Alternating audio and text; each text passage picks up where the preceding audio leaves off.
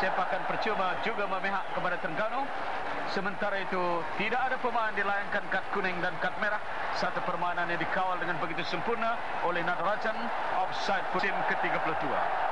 Piala Malaysia sebenarnya berakar umbi 77 tahun yang lalu pada tahun 1921 dengan pemenang pertama ialah Singapura menewaskan Selangor yang dikenali sebagai Piala Melaya. Dan pada tahun 1967 Piala Melaya bertukar kepada Piala Malaysia.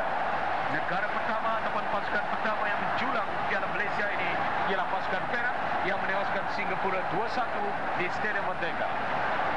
Selain Stadium Merdeka untuk Piala Melaya, juga berlangsung perlawanan ini di beberapa tempat di Kuala Lumpur, di Singapura, di Seremban pada tahun 1948 dalam perlawanan ulangan bila Negeri Sembilan menewaskan Selangor dengan 2-1 dalam final. Juga pernah berlangsung di Ipoh dalam Piala Melaya. Tetapi untuk Piala Malaysia, perlawanan ini diadakan di Stadium Merdeka begitu lama hinggalah pada tahun 1994 bila diambil alih oleh Shah Alam. Dan kali ini di Stadium Nasional. Tetapi sejak 1967 itu hinggalah 1994 sebenarnya Stadium Bandaraya Pulau Pinang pernah menjadi gelanggang untuk perlawanan akhir Piala Malaysia, iaitu pada tahun 1969 apabila Selangor menewaskan tuan rumah 1-0 dan juga pada tahun 1974 bila Pulau Pinang menewaskan Perak dengan 2-1.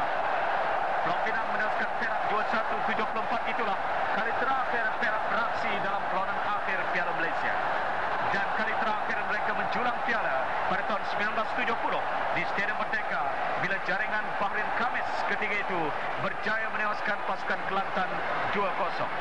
Perak ketika itu antara lain diwakili oleh M. Karatu, Oyong dan juga Arwah Nasri.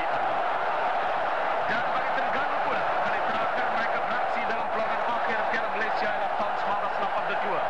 Pada ketika itu Terengganu dibimbing oleh Yaya Yusof sebagai ketua pasukan bersama 3 pemain Singapura termasuk Nasir Jalil. Mereka tewas kepada jaringan Abdul Muin untuk memberikan Selangor menjulang Piala Malaysia. Dan sebelum itu mereka juga tewas kepada Selangor pada tahun 1973 dalam perlawanan akhir Piala Malaysia dengan ketewasan 1-2. Jadi 2 kali Terengganu ke perlawanan akhir sebelum ini, kedua-duanya gagal. Kali ini cubaan ketiga untuk Terengganu.